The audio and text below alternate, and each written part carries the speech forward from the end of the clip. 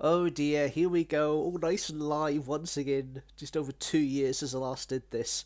Hello, everybody. Welcome to Streamstructor live stream, the first and maybe the first of a few in 2026. This is a kind of special, kind of maybe not one off, but maybe something of a bit more regularity of a live stream since the last one I did in December 2023.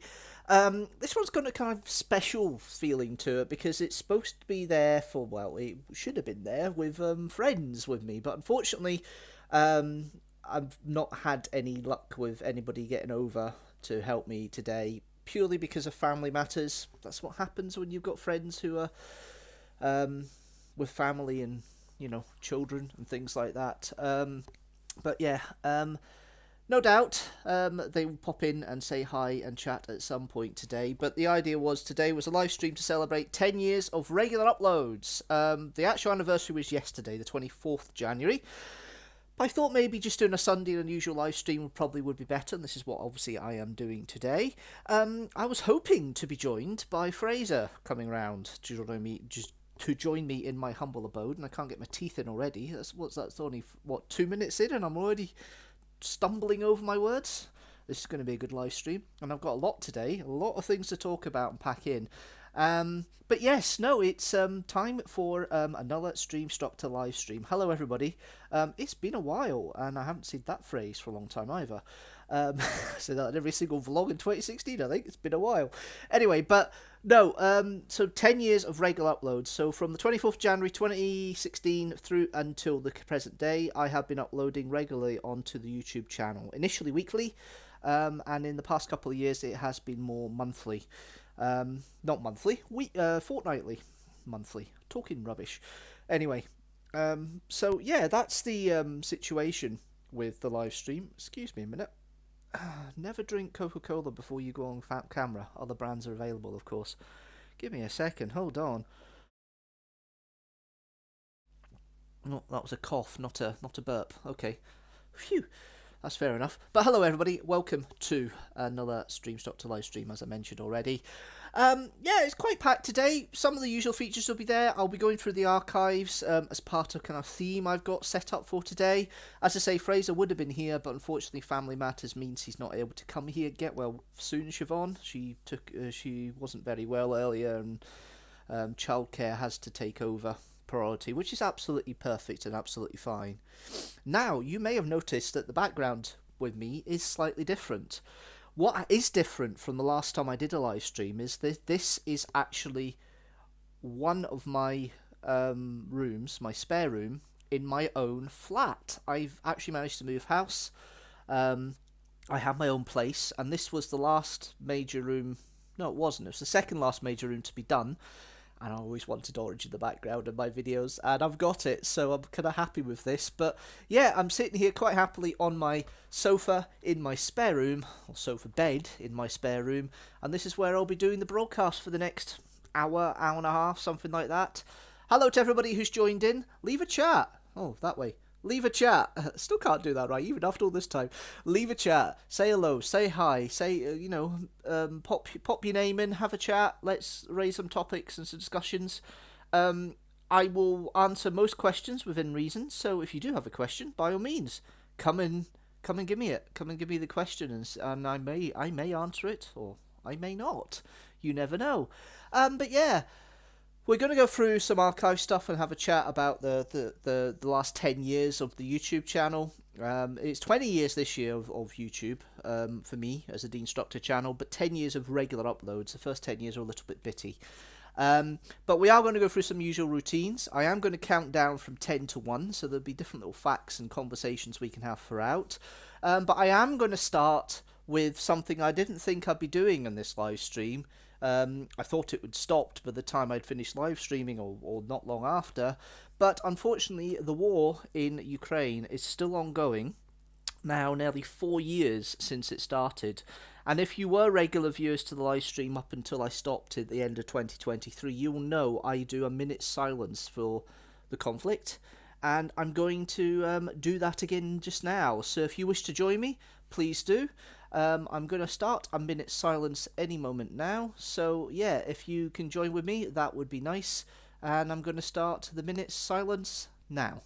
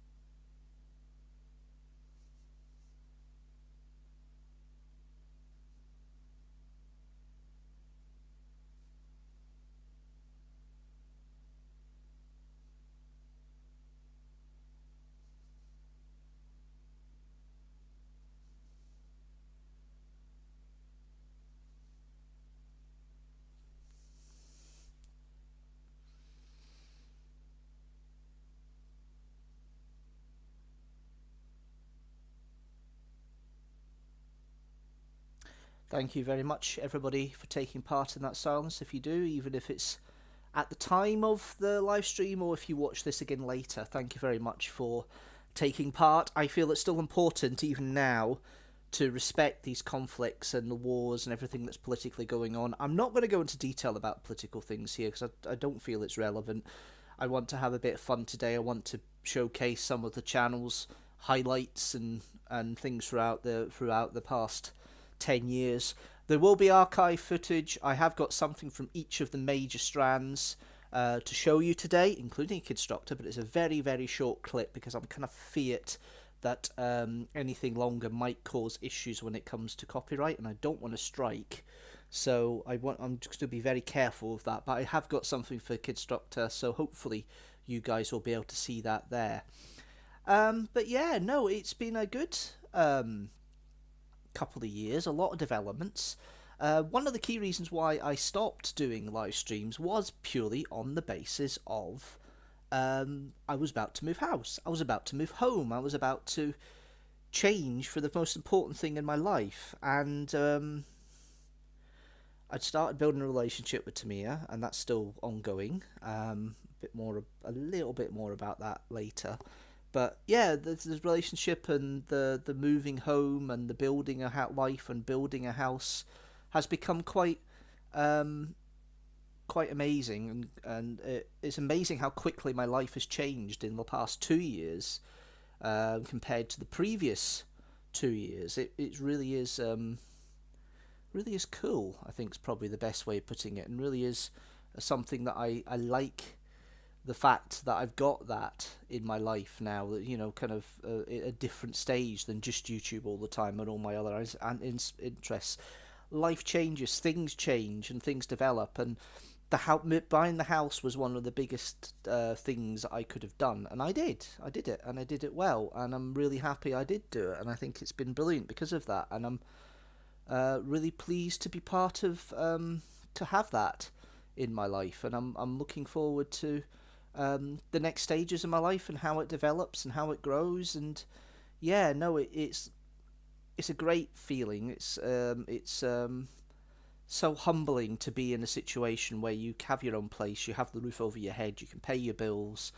I'm not struggling financially in that respect. I can carry on, and yeah, my life has grown, and things change and things grow, and this is part of the reason for the Fortnightly uploads recently. But YouTube's still a big part of my personal life and my fun and my social status and social bits, so I want to continue that as much as possible, and I do feel that it's worth continuing as much as I can, because I think it's something that still keeps my hand into the industry I trained in 25 years ago. My goodness.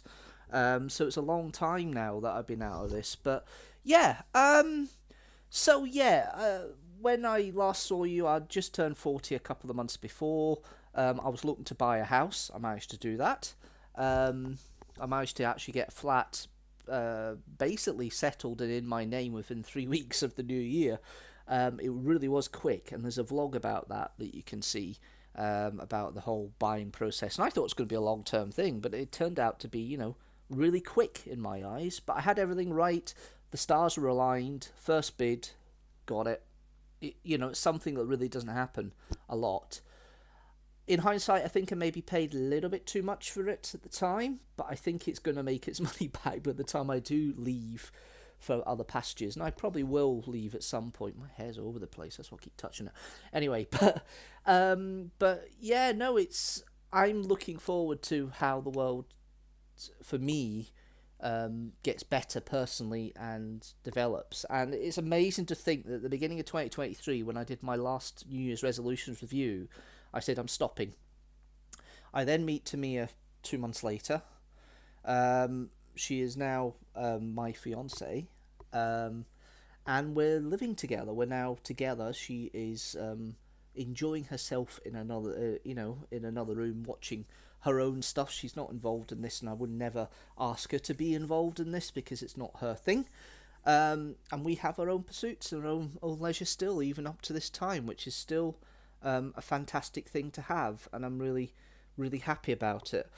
So yeah, that's some of my personal changes that have happened in the past 10 years, or past 2 years rather. But in the past 10 years, the YouTube channel has been regularly uploading. We've got mixes of vlogs, Doctor Who reviews, Kidstructors, 6 facts. There's been some odd videos, some comedies, live streams, Streamstructors like this, a lot of variety. And it kind of started as me just trying to get some sort of regularity up and running, but I realised rather quickly I was going to burn out. So it started changing from just putting up what I can, usually vlogs or something like that, to actually having a theme and a focus on what I have each week of the month, because it was once a week, every Sunday. I think it was originally 7 p.m. GMT, I think it was. So once every Sunday, and it developed. And one thing I had been doing a few years before was the vlogs, so I continued doing the vlogs. 10 years of the vlogs, and this is really the first archive I've got for you today, is my vlogs. Now, when I last left the vlogs from the archive for the Streamstructor in 2023, it was the Moffat trip with Kirsty. This time though is the Coats Observatory, which was the vlog I did just as it closed on the 29th of March 2018 for renovations, and it's still closed even now. It's been a long time, but it is still closed. Hopefully they open this year, we shall see, but it's taken a lot longer to do it, but COVID's kind of put in the way and things like that as well, so it's kind of delayed things a little bit, I think. But hopefully this year it will come back, and we'll have more of a revisit to the Coats Observatory at some point this year as part of a vlog, hopefully. But yeah, that is the situation when it comes to the vlog I'm doing this time. But vlogs have been going, there's now 125 of them. The next one I'm currently editing, which is the Hunterian Museum, which is in a fortnight's time. Oh, itchy nose. I hate when I've got an itchy nose on camera. That's so annoying. Right, anyway. So yeah, so oh god, the hamsters are off in my brain already. The system's working fine, but the hamsters are off in my brain. Harry is hanging in. The brain cell is hanging in as always. Anyway, so yeah, let's play the first of the archive videos today to celebrate 10 years of regular uploads. Yeah, here we go. The vlogs. It is Coast Observatory.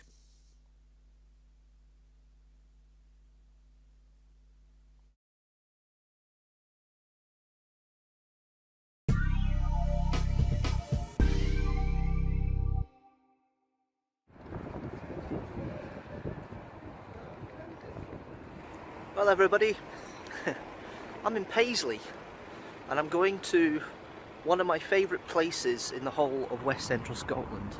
But this will be for the last time, and it's under slightly special circumstances where I'm going. But to find out where exactly in Paisley I'm going, stay tuned, and welcome to another vlog.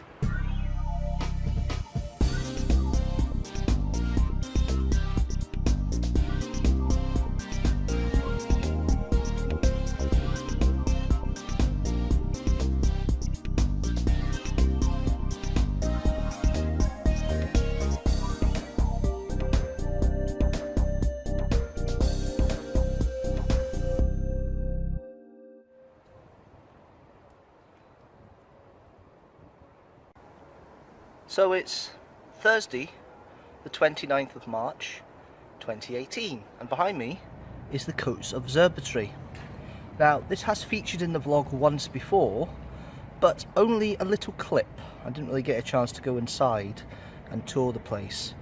But that was 10 years ago nearly, and this place is about to shut later in the year for renovations for 4 years as part of the Paisley Museum complex.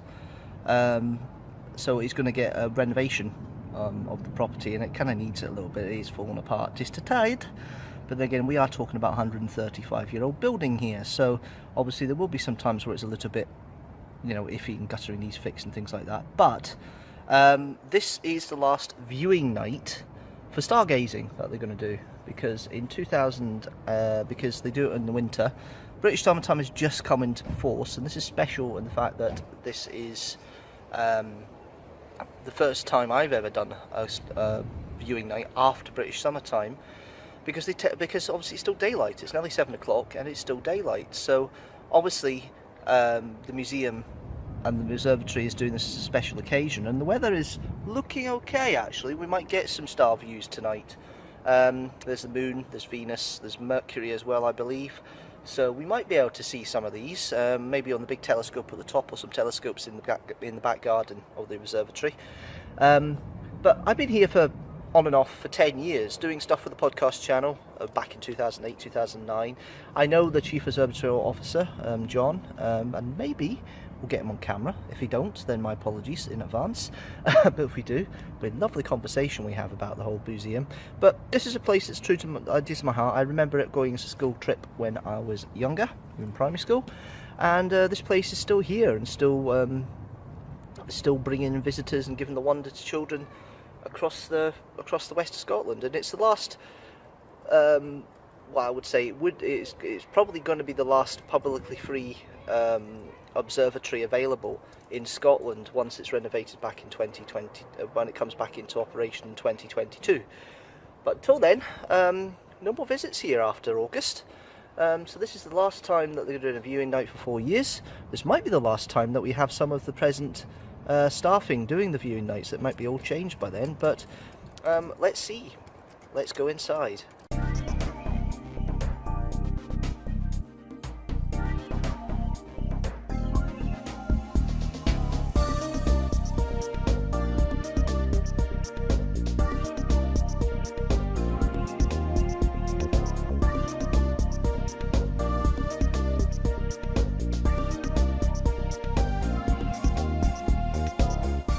Until about 2 years ago, you could actually, there was a handle on this, you could actually turn this orrery around, and I remember doing it when I was a child, went on a visit to the school. It's got all the planets at that point, which including Ceres, a dwarf planet, so it doesn't include Pluto, and Eris, they're not there, but Ceres is there, so because it was classed as a planet at that time.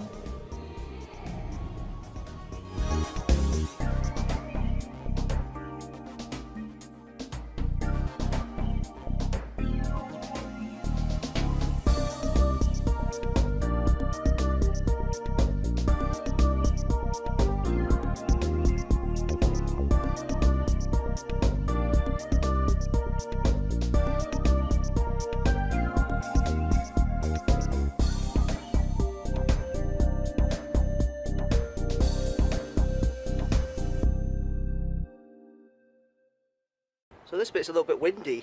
Climbing up the stairs about halfway up to the telescope. There's a crew up there just now at the moment, so that's why I'm not going with them.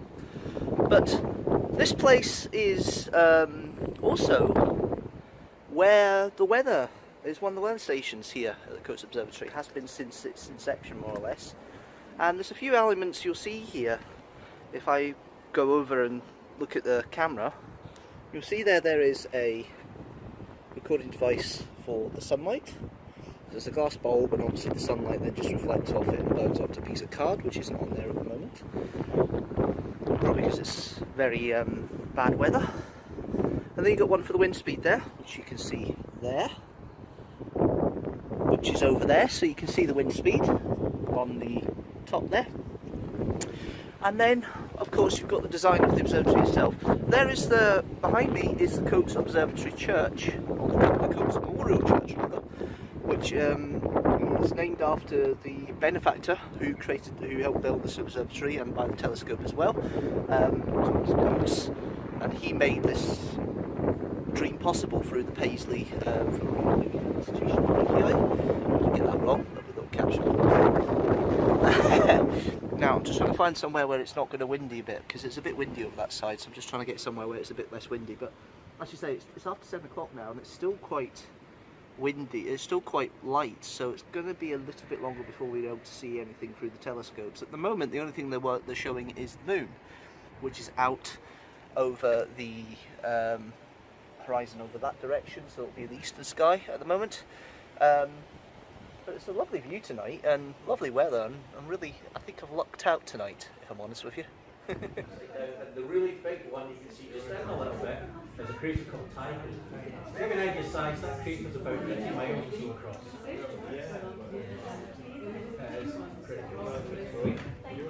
I managed to get a wee little chat with the main man of this place, the Chief Observatory Officer, John Presley. Now, it's been nearly 10 years since we last did something on an audio recording. It is, yes, yeah. It's been a while, but it's great to see we've now moved into the proper digital age. Yes. It's alright, it's podcasting at the days what we used to do. So yeah. I mentioned it earlier on video that I'd been here. It was 10 years ago when I first came here. I did a little photograph. It was when we had the total eclipse and you were doing the viewing in here. That's right, yes, that's correct. Yeah, we had the screen going because, as usual, it was totally cloudy and raining here for a major astronomical event. But unfortunately, we can't do much about the weather, which is a shame. We're working on it. Yeah. So the place is shutting for the next 4 years. It is indeed, Barry. Yes, we are going to be redeveloped as part of the Paisley Museum's big redevelopment. Lots of major plans. It's going to be fantastic. The museum is desperately the observatories need to get to. Got to be honest. We'll have a lot more things on display. We'll bring the place kicking and screaming into the 21st century. It will be absolutely amazing. Our aim is to make a sort of world-class visitor attraction. So we're aiming high, and we're going to achieve it. Alright, so this is the first major renovation since the 80s, isn't it? Oh, at least, yes. It's been a long time since we've actually done anything really significant. We did one of the main galleries up about 5 or 6 years ago, but this is definitely going to be the biggest we've seen in an awful long time. So good. So 4 years not in here, it's going to be so sad. I know it is, yeah, but it won't be the end of astronomy as well. We'll have telescope, we'll travel, we'll go do something somewhere, anywhere that will have me, that we've got a nice sky. Yeah. I think I might even have night vision next time, but there we are. That'd be impressive. Step up in technology. Absolutely, yeah, go for that. Well, thank you very much, John. No problem, just a quick wee chat there, that's great. Grand, yeah. Cheers. So, this is probably the only way you're going to be able to see me. It's got dark, and Venus is in the sky, over behind me, in front of me rather, behind you, and the sky is getting darker, but it's not quite dark enough. What is brilliant is the view of the moon, which you'll see in a minute. Absolutely fantastic. The telescope's been going for a long time now, but I think it's time to finish this vlog, because I don't think we're going to get any garden sightseeing here. So thank you very much everybody for watching, as always. If you like what you see, don't forget to subscribe and comment below, and I am back next week with an interesting week video. Until then, thanks very much for watching, and I'll see you later.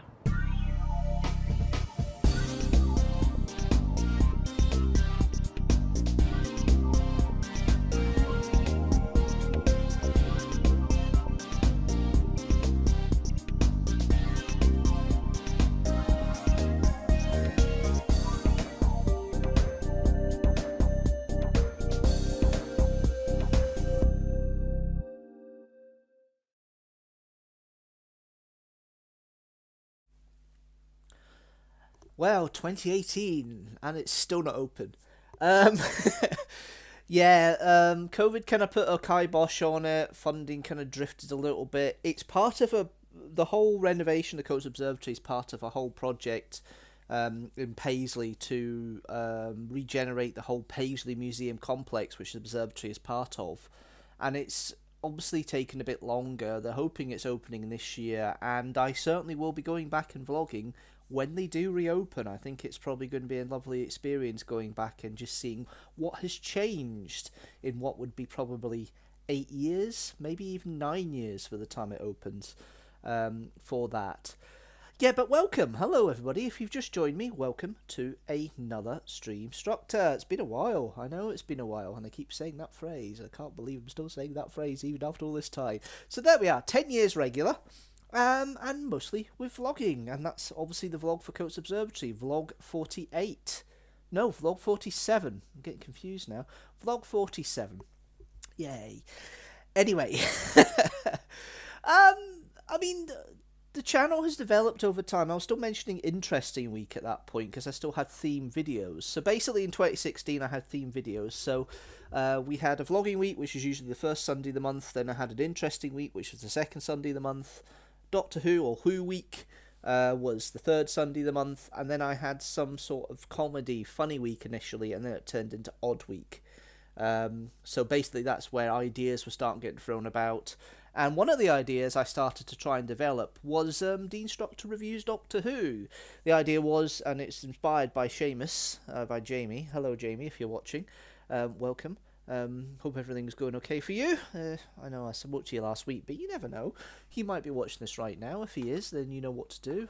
Hashtag hello, or I'm not even going to go down the route that Fraser does for this. Hashtag something, that will do. As has been really theming Kidstructors more recently. But, yeah, 2017, Deanstructor Reviews Doctor Who started at that point. The idea was to review Doctor Who stories, classic and revived.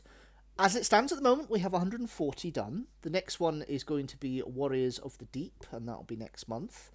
Or Warriors on the Cheap, as I cruelly call it, but I suppose when you look at the effects of it, you can understand why I say that. It's not stood up well, even now. I wonder if Season 21 is going to make the Merca better. I doubt it. I don't think the box set, the Blu-ray box set is going to make much difference, but we'll see. We'll see. That's out in March. But yeah, no, so Deanstructor Reviews Doctor Who, I picked 6 stories, a mix of classic and revived series at the time. One of my favourite stories was in there, and the first 4.5 TARDIS out of 5 story, which was, of course, the Happiness Patrol. But there has been other Doctor Who stories I have reviewed over time, and I have been through From the Archives doing the stories and showing them as we've gone along. And I thought I'd have a look at something that came after what we've shown already with the Doctor Who reviews. And I thought I'd go as far as the 7th Doctor, my favourite Doctor, and do, for the archive this time, a review of the third story in his first season, season 24, Delta and the Bannermen. And that is what's coming up in a moment for this. So yeah, this is quite interesting seeing this. We've got a couple of people on just now. Hello everybody. I've still got my. I seem to have this unknown person that seems to keep coming on. This kind of secret fan. Hello, you're there. I know you're there. You must be there. Pardon me. You must be there because there's a couple of viewers at the moment. But yeah, the other one might be Fraser. I don't know. Leave a comment. Tell me.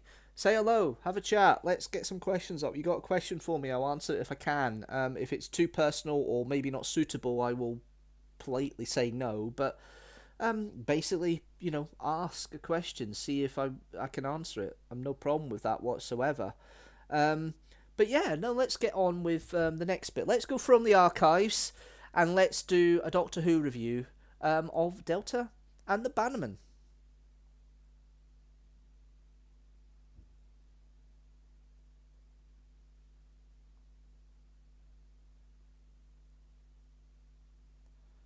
At least I will do. Hold on a minute. It's all gone. There we are.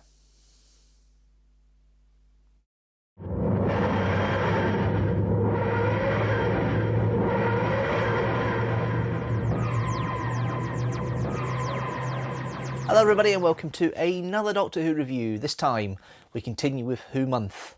And it's Delta and the Bannermen, starring the 7th Doctor, Sylvester McCoy.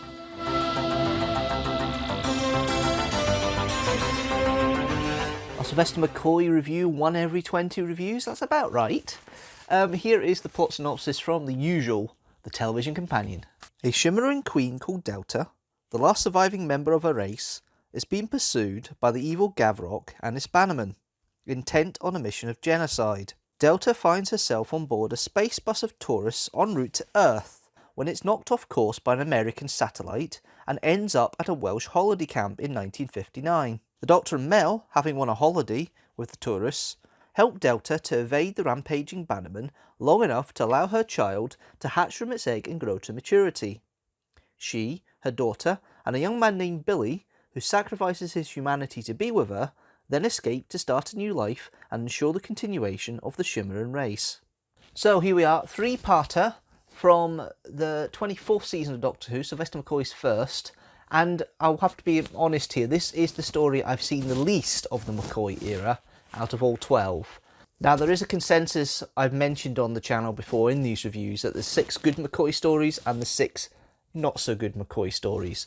I'll reveal which it falls into in a minute, but let's just go over the story very quickly, go over some of the good bits and pieces, and before I do that, let's go into some of the cast and how they've gone on with this, and what I think of the performances. So we have the starting off, of course, with the Doctor, Sylvester McCoy. He seems to be finding and relaxing his role. It's interesting how it's portrayed here, because he's still a bit fun-loving, he's not as a clownish. He comes across as kind of an affable uncle, but he comes across a bit more as a bit unsure socially about what to do and where to go at times, which is interesting. There are elements in this story of the Seventh Doctor's darker side starting to come through. The injustice he tries to defend here with Gavrok going about trying to murder Delta, and the brutality that the Bannermen are showing when they arrive in South Wales is interesting. The speech, Life, what do you know about life, Gavrok? That is interesting near the end of the second episode. That works quite well. You get the sense, though, he's maybe not quite judged how he can put himself across with that. But it's a fun enough adventure. It's quite fun. A bit of a gallivant about across some of the South Welsh countryside, which is interesting. It's set... it's filmed in Barry. Ironically, and Barry Island's used again in the Empty Child Doctor Dances, as the abandoned railway station set is in Barry. But this is one of the earlier times that Barry's used in Doctor Who. Well, it's around the area. It's a holiday camp just outside Barry. Ultimately, it's a fun role. I do still enjoy watching the Seventh Doctor. This one, you kind of think he's a bit uncertain on his feet, and it's not quite as got the kind of strengths to it that you would see in Paradise Towers or in Dragonfire. For me, it doesn't quite feel like the Seventh Doctor 100%. It's kind of like a kind of in between what we see with the darker side and the more fun Doctor we see at the beginning, the more comical, clownish Doctor that we see in the previous 2 stories. It's the first of the transitions of the Doctor to an extent, and it does come across a bit as that. It's McCoy trying to flex his muscles a little bit in regards to how he wants the role to work, and you can see that in the performance. It's not bad by any means. It's just interesting how this is the story where there's a little bit of a turn in the character a little bit. You then got Mel, played by Bonnie Langford. Adequate enough companion role. She's there to be the comfort when she's roomed up with Delta when they get to the holiday camp. The whole conversation there. The problem with this three-parter is you don't get much to develop the character on, and Mel does her stereotypical scream at the end of the first episode when the hatchling comes out, and it's kind of like, oh, for God's sake, here we go. That was not necessary. She didn't need to scream with that. It's just more morbid fascination than screaming. Surely doesn't need to scream for that. It's a bit odd. It's a bit weird. But overall, it's the Mel character we know from Doctor Who. She's okay, but I don't know. It's kind of like the standard companions lost most of their charm by this point, and certainly it seems to be showing the case here with Mel. She's basically the token companion. There's not really much to her, and it shows quite quickly that that's the case, which is a shame. It's a shame.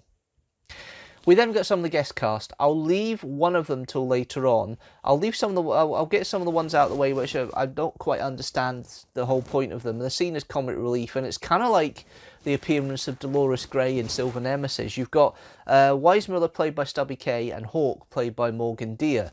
These 2 characters are basically supposed to be agents for NASA and for the US government. I love the fact they use a police box to call through to the US, a proper police box to call through to the US embassy and the US government to speak to the president at the beginning of the first episode. But they're to find the satellite that ultimately crashes into the space bus that Murray and the guys crash into when they're travelling back to Earth. They don't do much.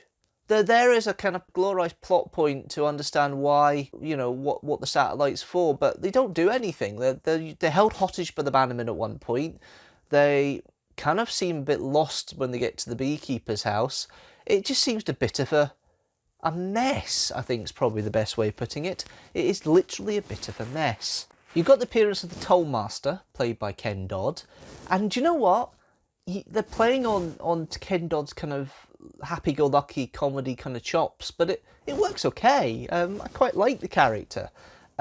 His death is a bit over the top when Gavrock kills him against the wall at the toll booth, but overall it's not a bad little role. It's quite fun to see, but again, there's not much to it.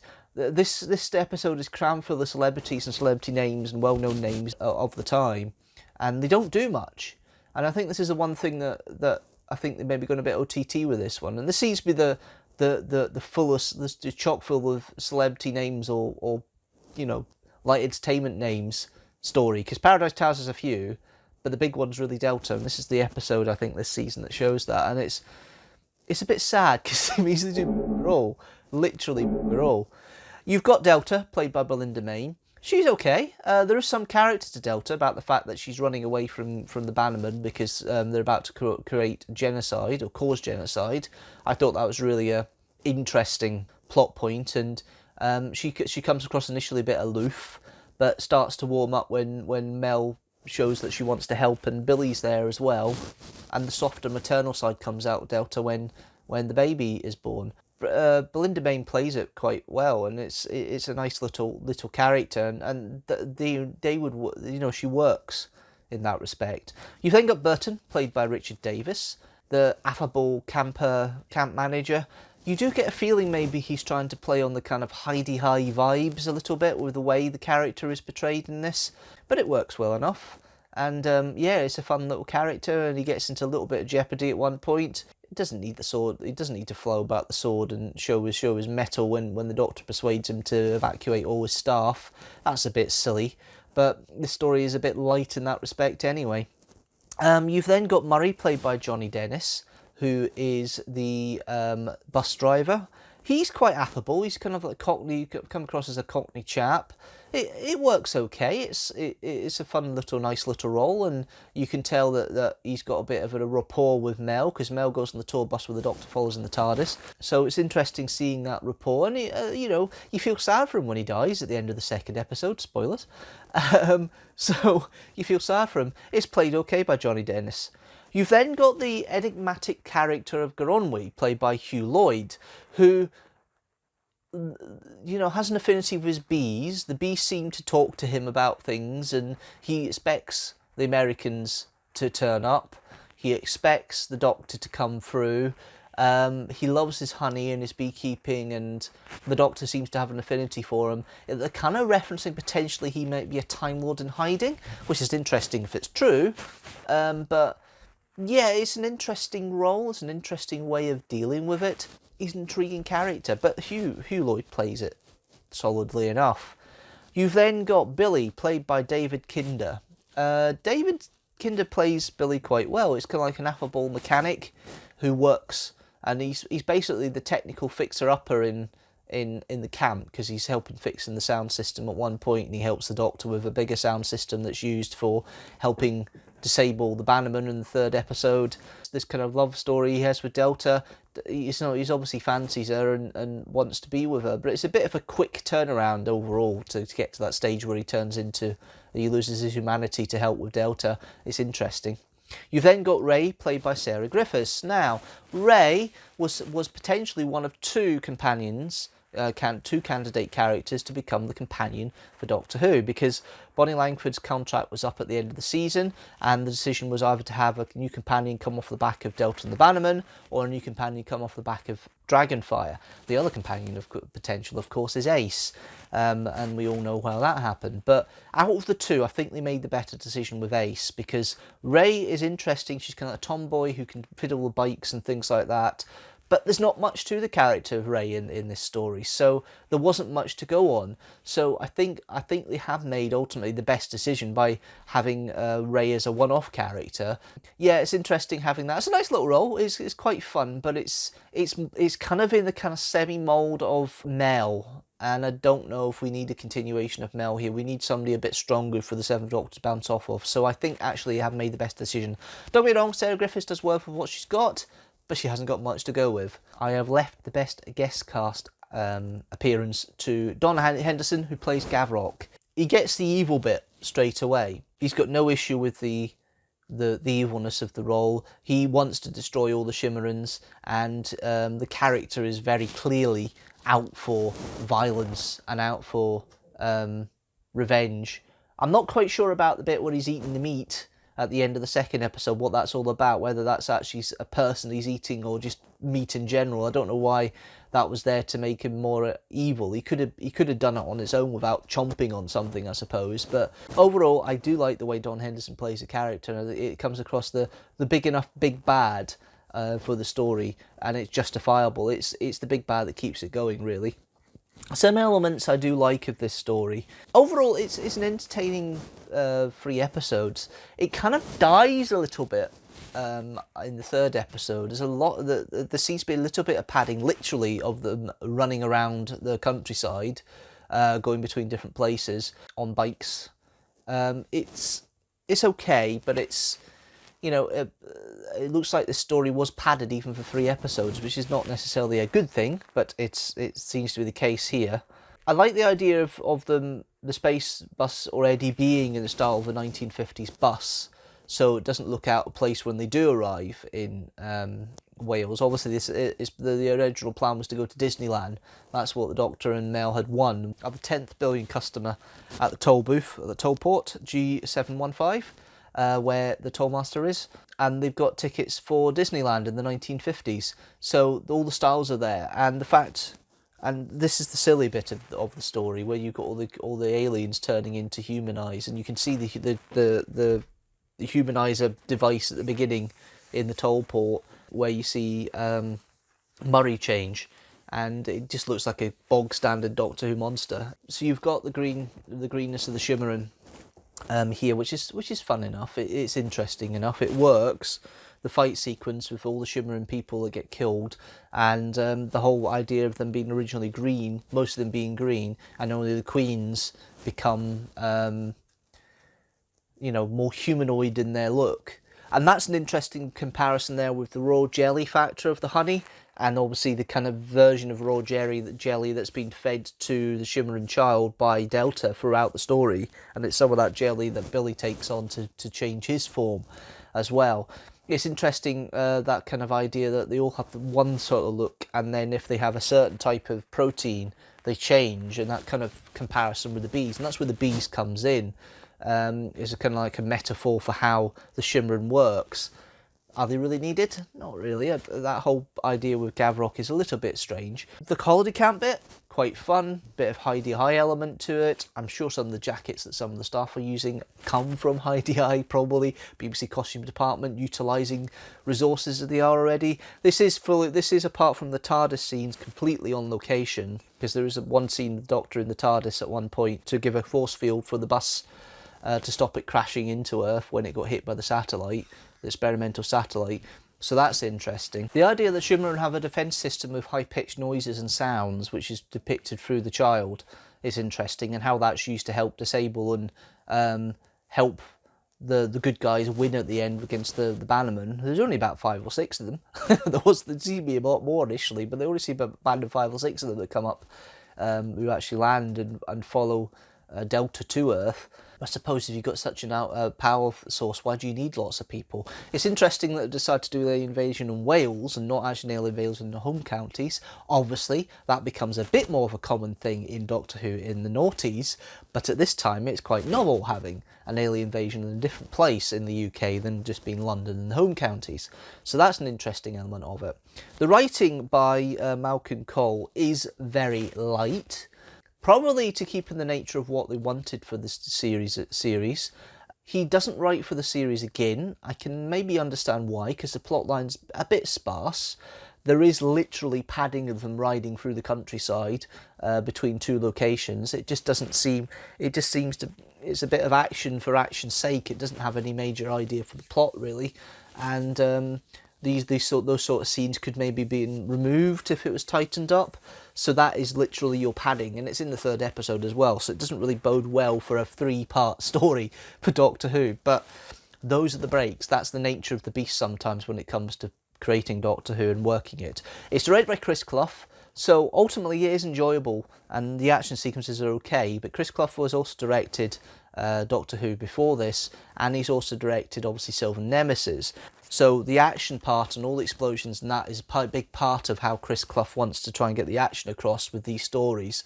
And it's okay, and it's standard fare, but it's one of these, it's definitely a take your brain out as Doctor Who story, and I don't say that much with the McCoy stuff because most of them I like some of the elements. This one's kind of the weakest because I don't like some of the elements in this as much as I would do in, say, Paradise Towers or Time of the Rani. For me, I think it is the weakest of the 4 stories in season 24, and I had that on my mind before I watched this again, and that's justified with this.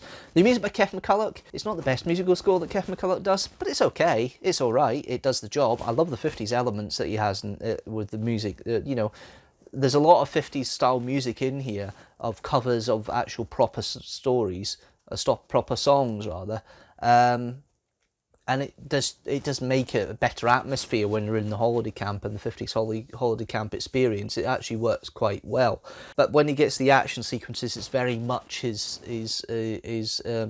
musical style. And the first season that he does, this is the last one he scores in season 24, and there is a lot of different things in this one which don't come out in the later ones. And I think his MIDI soundboard is a little bit more established in the next couple of seasons, but this one is a bit more very high 80s synth feeling to it.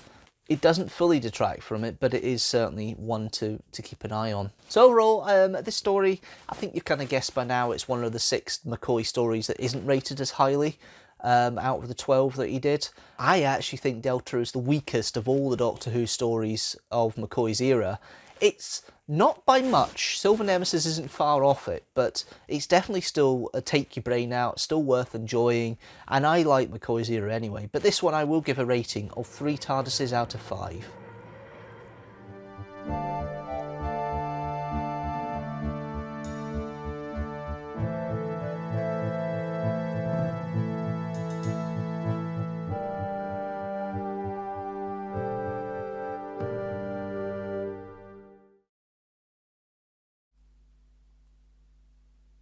Brutal review from me in the scheme of things. That was quite brutal from me.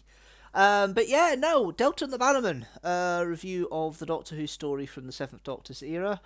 I think my opinion's not really changed in the 4 years since I did that review, to be fair. 3 years since I did that review, to be fair. It was nice seeing the background that you guys would have been used to before with the live streams. It was nice seeing the background of the bedroom that I was in before. You can see the bed there. You can see the card for the Sylvester McCoy. You can see my graduation photo. You can see the telly in the background, which I still have. And really, it's been, and the shelving units I've got, I've recently repurposed them for shelving in my new abode. But yeah, it's a nice little nostalgia memory now, considering it's been 2 years since I last was living in that place. But yeah, Deanstructor reviews Doctor Who, still going strong. Next one is Warriors of the Deep, at the end of February. I'll give you a laydown of the schedule in due course. Anyway, yeah, welcome to another Streamstructor if you just joined me. Yeah, do you know what? Give me your suggestions of potential Doctor Who stories you want me to do that I haven't done so far.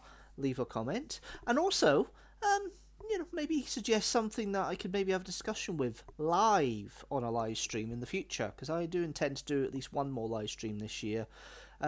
Maybe you can be part of that and have that conversation with me on live. You never know.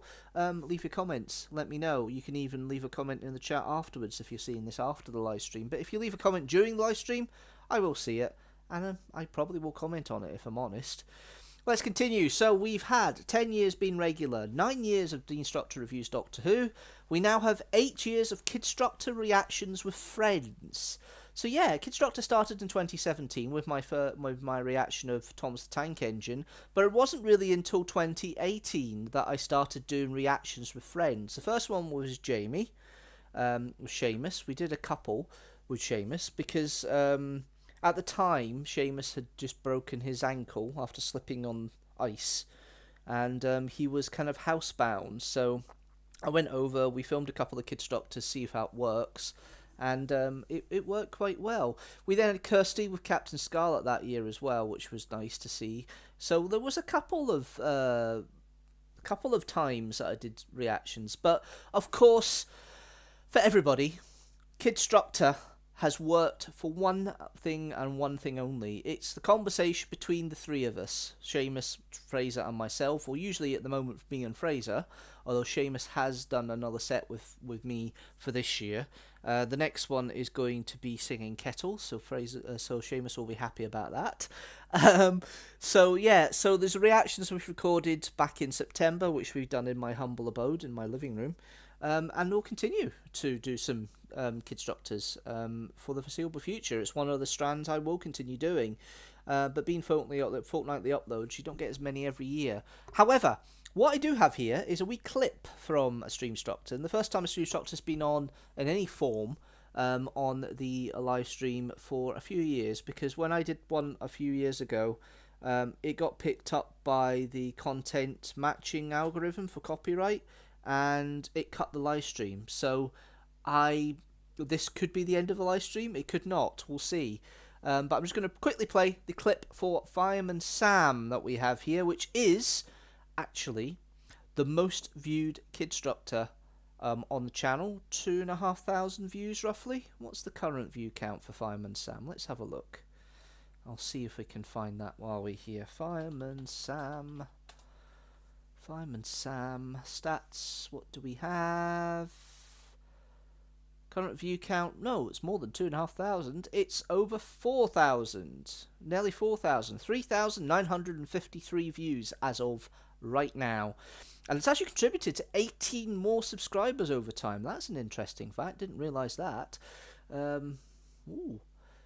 Just shows these things do work. But here we go. Here's a clip of the most viewed Streamstructor, or Kidstructor rather, Fireman Sam.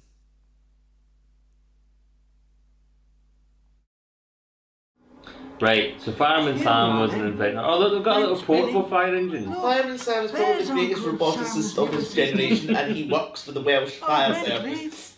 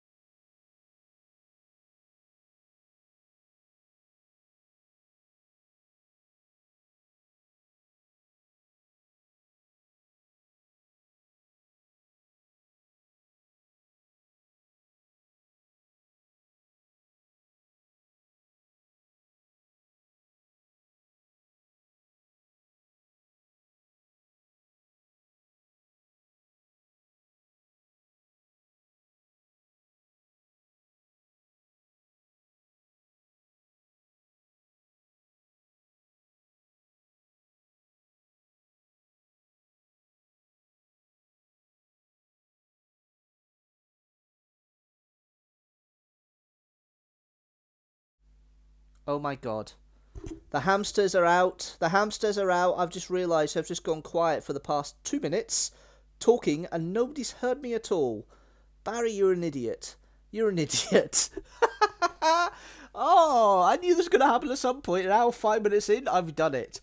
Anyway, so that was... what I was trying to say was, you got the clip there. Basically, I was just saying 8 years of live streaming with my friends. You got that bit, but it was more the fact of when I came back, I came off. I don't know where I stopped. I think it was there.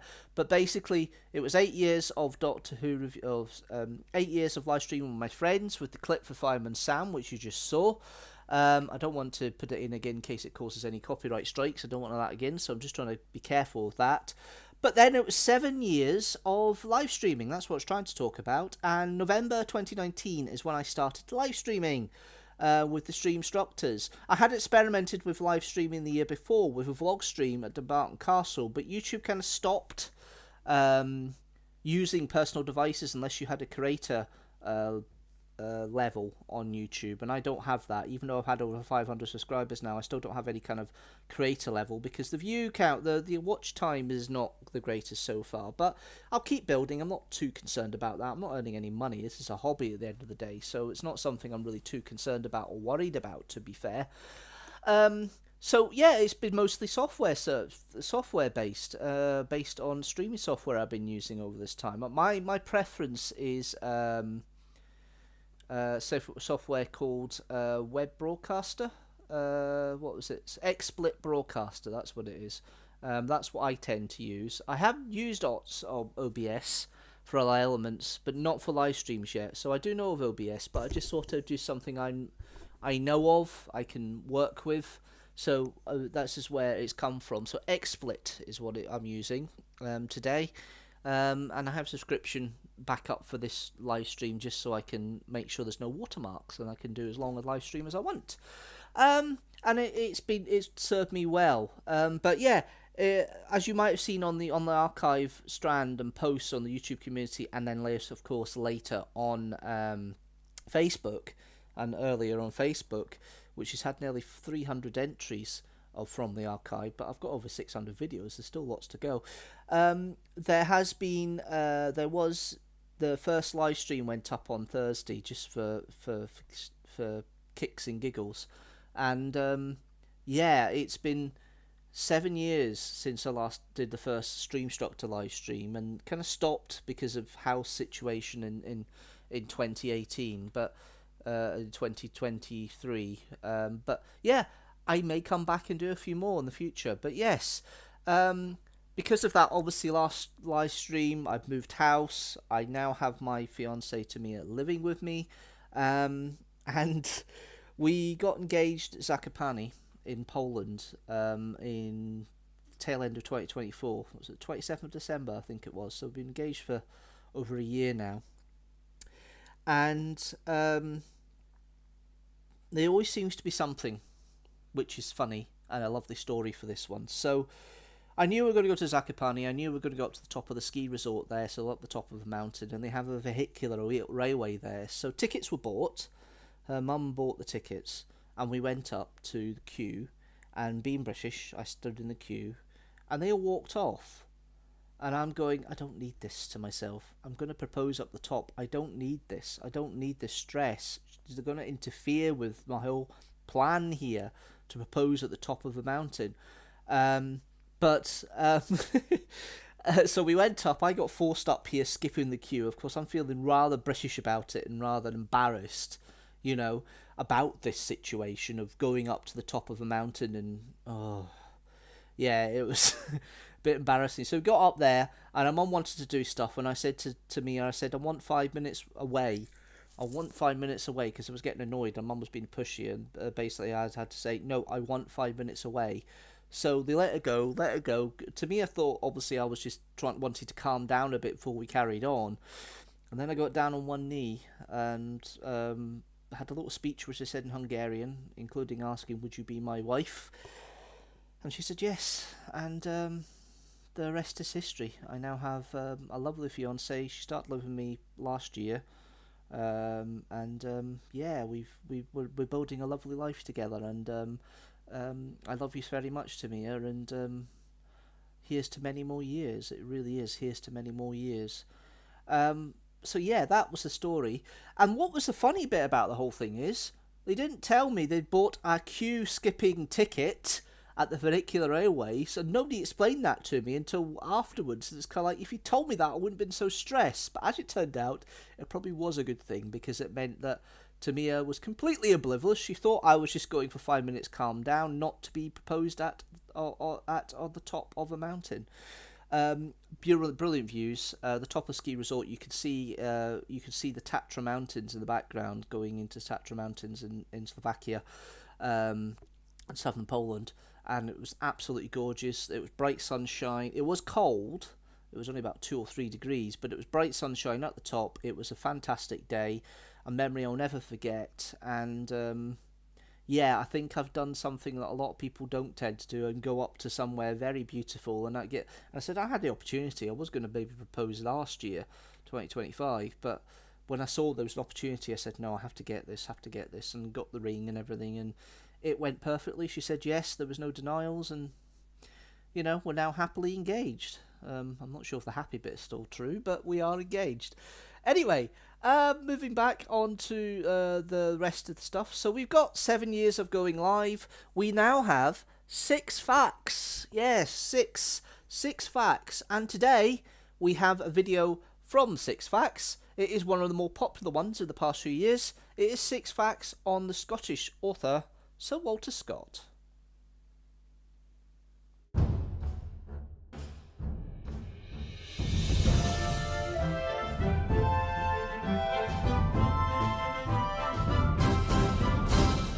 It's 250 years since the birth of Sir Walter Scott. Here's 6 facts about him and his life.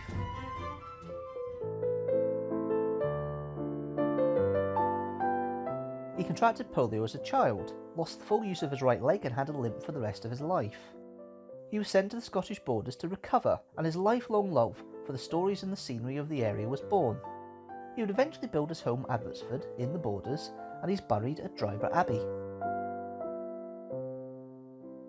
He was originally a poet, publishing 5 long narrative poems, 4 short independently published poems, and many small metrical pieces, but got discouraged after Lord Byron started publishing his poems. Scott thought that Byron was a better poet, so he started writing novels instead. Like Shakespeare, many words and phrases can be accredited to Scott. Glamour, book-bosomed, and the Wars of the Roses were all coined by Scott. He even put some nobility to Robin Hood, referring to him as Robin of Locksley for the first time. His image is on the Bank of Scotland's notes as tribute to ensuring Scottish banks could continue to print their own notes after they were nearly prevented from doing so in the 1820s by the government. However, his own finances weren't so lucky. He was the sole financial backer of the publishing company of John Ballantyne & Co., which got into trouble after a banking crisis. He had many wealthy friends, including King George IV, but refused to help and became responsible for paying off a debt of £130,000, mostly by writing 27 novels in a space of about 15 years. He only paid off his debt after passing away in 1832. He found the Scottish Crown Jewels at Edinburgh Castle in 1818, spurred on by the Prince Regent, later King George IV. The Crown Jewels had been missing since the interregnum period of 1651 to 1660 and thought lost. Scott found them, after some research, stored in a strong box in the Crown Room of Edinburgh Castle, and they've been on display in the castle ever since. He's had multiple places and monuments named after him. The main train station in Edinburgh is named after his Waverley novel series, which in turn is only a few hundred metres from the tallest monument of a writer in the world, the Scott Monument. There was even a viewpoint named after him in the Scottish borders, called Scott's View. Thank you everybody for watching this 6 facts video. If you like this video, don't forget to like it and share it with the hashtag teamstructor, and also hit that subscribe button so you know when a new video comes out.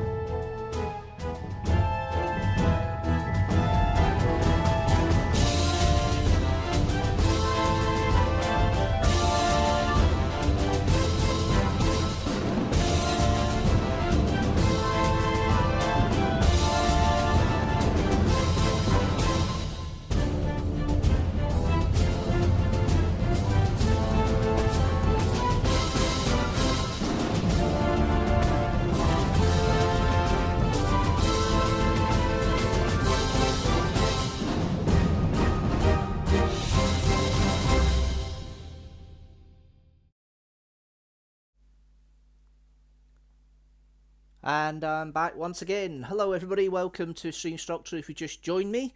That was 6 facts on Sir Walter Scott, which ended up with nearly 600 views at the time of recording, at the time of live stream, and yeah, has had 3 subscribers added 3 subscribers to the channel. So another video that's had some success in the past, which has been really, really good.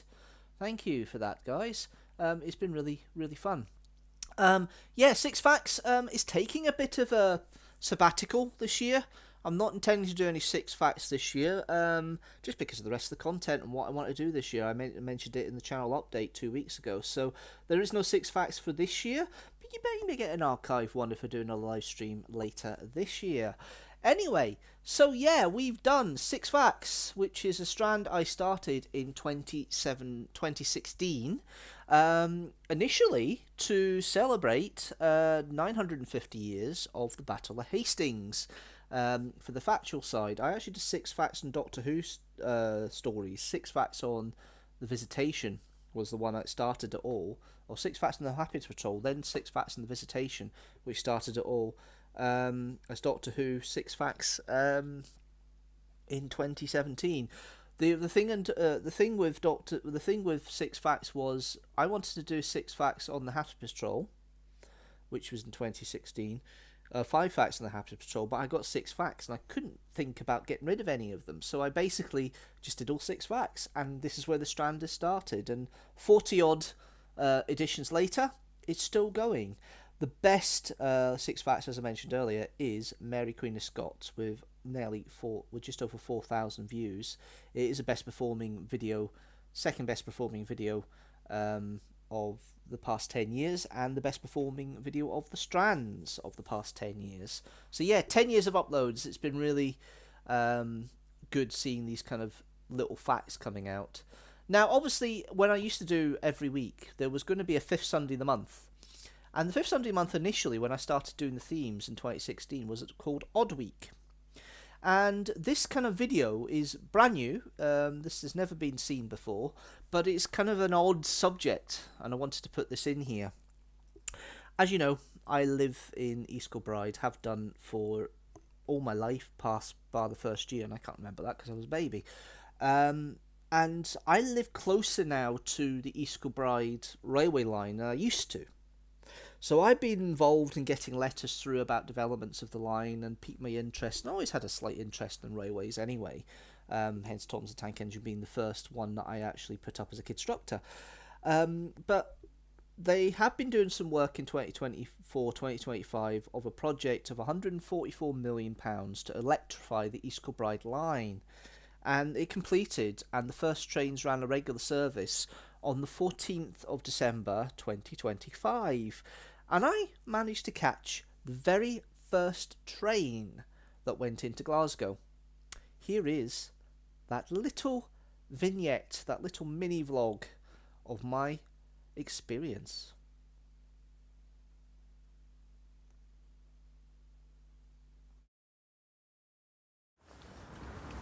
Good morning. It's Sunday, the 14th of December 2025, and I am on my way to East Kilbride train station. Now, I take a train a lot, but this is the first day that the East Kilbride line has a regular service with electric trains, which I thought was an amazing and strange phenomenon. It's a Sunday service. The timetable starts today with the trains. 75% of them will be electric. Hopefully the first one I get is exactly that. I'm not stuck with a diesel, but let's just see what the ride's like. It's just something different. And after £144 million upgrade of the line, hopefully it's ultimately worth it for everybody. Don't know if you can see that, but that's an electric train riding into East Kilbride. Woohoo! So there's a new station that was made as part of this upgrade. Currently shut, so I do need to walk around the out of hours way, which means you'll have to probably get a mobile ticket as well, but here we go, right on.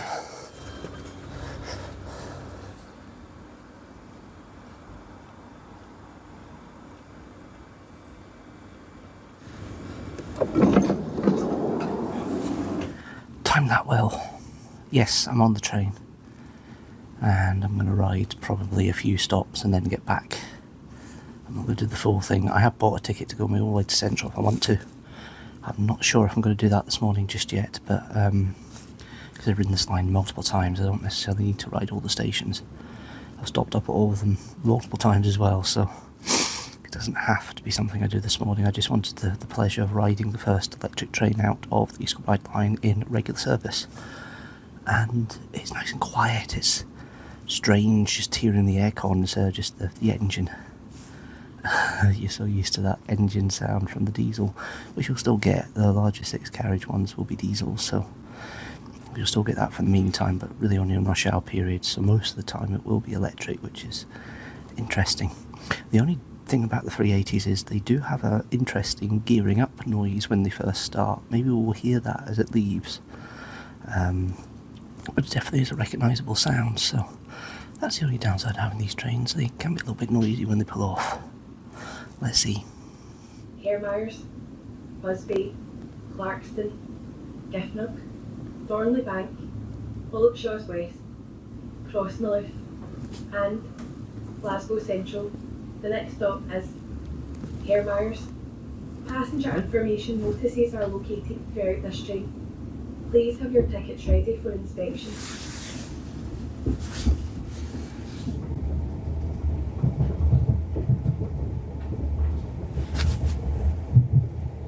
I could stop at the new Hamsters station and walk back. We're just passing the old one now. But I think I'm just going to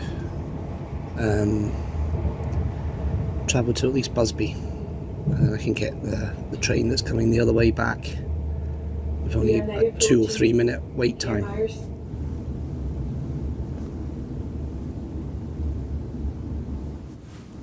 Well, that's embarrassing. Looks like the first train to come out of East Kilbride is running late already. It's a minute late in Hamsters.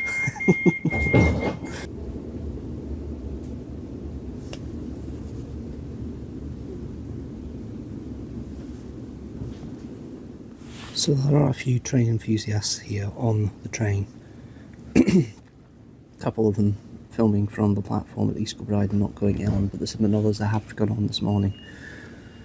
I was going to get off of Busby, but you know what, I'm just going to go the whole route to Glasgow Central and then take the train back from there. We're talking maybe half an hour longer in my journey time than it would be, so I might as well just do that. Because I could get off here, walked over the bridge, and then off at Busby, walked over the bridge, and then came to the other platform, but I decided, nope, I'm just going to ride the whole journey, see what it feels like. It's a lot smoother, a lot quieter. It you don't get the sound of the 156 revving up, which is interesting on this line. I've been on these trains before, but this is a weird experience going on your regular train line to get to Glasgow, which is electric. It's still an interesting experience.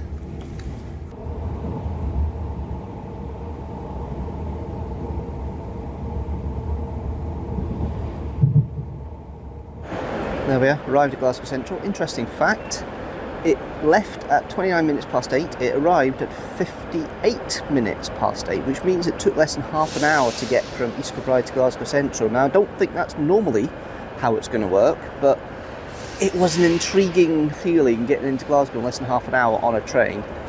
Usually doesn't happen. It's usually only one method I can get into Glasgow quicker than half an hour, and that's usually a car. But here, I managed to get into a train, which is weird. But yeah, I'm going to take the immediate train back to East Kilbride, and yeah, that's it for this little segment. That was an interesting trip, if I'm honest, and yeah, it's still strange now going on the electric train a month in the East Kilbride line. It's not quite diesel at the rush hour. There is, it's just down to capacity for bases. At the weekend, you're more likely to get a diesel at more times, just because of the capacity issues at that point. Plus, they probably have a few more 156s they need to run on the line somewhere, so you do get longer trains at the weekend. But yeah, no, it's nice to have that experience. It'd be nice to have full 380s eventually, class 380s eventually. That would be nice to see. But yeah, that's the East Kilbride line, electrified. There is one other element of East Kilbride's life that I did touch on a live stream in 2023, and that is the redevelopment of East Kilbride Town Centre. Now, the shopping centre precinct was made of about 5 different malls, and the mall called Centre West, which is the newest one, ironically, used to be the land was rented from the council. The council took back the land on the 30th of December, and in the process of demolishing the Centre West complex, and they're going to put a new community centre on it near the entrance to the plaza side, and then they're going to sell off the rest for housing. So they're just going to try and rejuvenate the town centre a little bit. It's a shame though, because we've lost H&M and Dykeman's in the process of doing so. It looks like we will keep the Starbucks and the Superdrug, and a few other places have relocated throughout the centre that were in the town, in that part of the centre. But yeah, no, it's, you know, it's one of these things. It happens, and changes happen. But the town centre is quiet in various areas. The area of what used to be Alexandra Parade, the Olympia, the ramp, is dead after they did the redevelopments, and the food hub, the food court, really doesn't have any shops or anything in it. They could revitalise that a little bit if they wanted to. So there's opportunities to redevelop and make it, refresh it a little bit more now by doing this. But the rest of the town centre is privately owned. The land is private, it's not council owned, leased, so there could be more developments in the future, but they are making some sort of change here, and this city levelling up scheme that the government's been doing has helped towards this. They have to get it done by 2029, so yeah, we'll keep it posted, and I might even put some bits and pieces up on the channel as time goes on as well, maybe even a live stream, but I haven't really had anything substantial to film at this point, so it's just a wee mention more than anything else of that. Anyway, welcome to Streamstructor live stream. I've been going for about an hour and a half now, and I've still got a little bit to go of what I need to do and what I need to speak about. But yeah, welcome. This is the first live stream in just over 2 years, and it's celebrating 10 years of regular uploads, and I've been counting down from 10, going through different little things. So we've had 10 years of being regular, 9 years of Deanstructor reviews Doctor Who, 8 years of Kidstructor reactions with friends, 7 years since going on live on Streamstructor live streams, 6 facts, of course. The 5th Sunday of the month was odd, and that was obviously odd videos, odd weeks. So that was where I usually tried formats. This is where Kidstructor came from. But it has been 4 weeks. 4 videos a month, right, basically, and 4 weeks is also the time a video takes to flourish and become rated by me with my ratio system. As you may know by now, I have a ratio system where basically I look at a video after 4 weeks of being released, and I compare it as a ratio percentage against the number of subscribers at the time of its release, whether it's done okay, whether it's done poorly, whether it's done good, or whether it's done excellent. But since October 2022, every single video, and it's still going now, has done okay in its views, and it's still maintained up to this day, which is quite an amazing achievement. In regards to subscribers, when I started doing regular uploads in 2016, I had 40 subscribers. Today it's 521. It was 522 on New Year's Day, but one has dropped off. But do you know what? That's an amazing achievement to basically have 12-fold more subscribers than you did all that time ago. So thank you everybody for subscribing and joining in over time. One thing that has changed over time is there's still 3 socials going strong outside of YouTube: Facebook, Patreon, and Instagram. I used to have X, Twitter.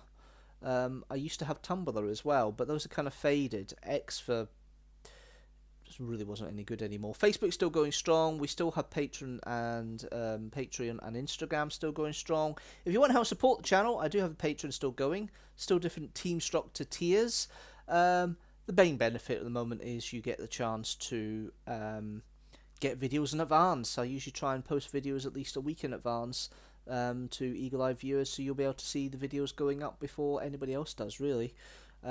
But in regards to Facebook, there was one stream that we did do here called Facebook Birthdays, and I'm going to quickly do a quick thing of Facebook birthdays for February, and really it's only 2 I want to concentrate on for next month. One is my sister Kerry on the 15th of February. Happy birthday, my dear sister. And the next day, my friend Katrina. fellow contributor and video editor for the Glasgow Doctor Who Society's Glasgow Who YouTube channel. She is also celebrating her birthday on the 16th. So happy birthday, you two. Hopefully you have a lovely time. And then we've got number two, fortnightly videos going forward, and it looks like it will be fortnightly. One of the key reasons, as I mentioned last year in channel updates, was because my life is changing. Now with Tamia living with me and everything else, and all the other things that we need to do and still sort through. I've got lots of stuff still to sort through, stuff I brought over from mum and dad's when I moved 2 years ago, and things are developing, relationships developing in different ways. It's going to be fortnightly. It's manageable for me. It means I can get things in advance, and it covers me for the summer periods when I'm doing reenactments as well, because it can be very difficult. And that was another reason why Streamstructor stopped, because there was just that kind of, I couldn't commit every time to do a live stream every month like I was. So that's where the changes come in. But of course, there has always been, number one person that has been steady throughout the whole of the live streams that we've done in Streamstructor, and that is, of course, yours truly. That is me. And that's where I'm going to leave it. Thank you, everybody, for joining in the past 10 years of the regular uploads, and for the past 20 years of the channel itself. I may be back in April to celebrate 20 years of YouTube. Haven't quite decided yet. I have planned for it, but I may not do it. We'll see. But apart from that, you'll get a Streamstructor clip next Sunday, and I will go through the coming up and tell you what's coming up. So the February and March schedule is going to be a Streamstructor clip on the 1st of February at 4 PM GMT, then my vlog to the Hunterian Museum, which I filmed this time last year. That will be the 8th of February, and then we have the review of Warriors of the Cheap, Warriors of the Deep, the 5th Doctor Who story, on the 22nd of February. We then have a Doctor Who review of the Angels Take Manhattan on the 8th of March 2026 at 4 PM GMT. And then the Kidstructor with Seamus, Fraser and myself of the Singing Kettle on the 22nd of March 2026. Yeah, that's it. A long live stream, a long Streamstructor. It's been fairly quiet with the comments, as you can see on screen. It's just one of these things. But I'm sure a lot of people come back and leave comments down below. If you like this video, if you like this live stream, please like it. Share it, because it will replay with the hashtag teamstructor. And if you like the channel as a whole, please hit that subscribe button and the notifications bell so you know when a new video comes out. General rule, new video every second Sunday at 4 PM GMT, but we do have our live stream clip next Sunday at 4 PM GMT. Hopefully you enjoy me for that, but that's me for this live stream. Thank you very much, everybody, for watching at the time and post. And do you know what? I'll see you later.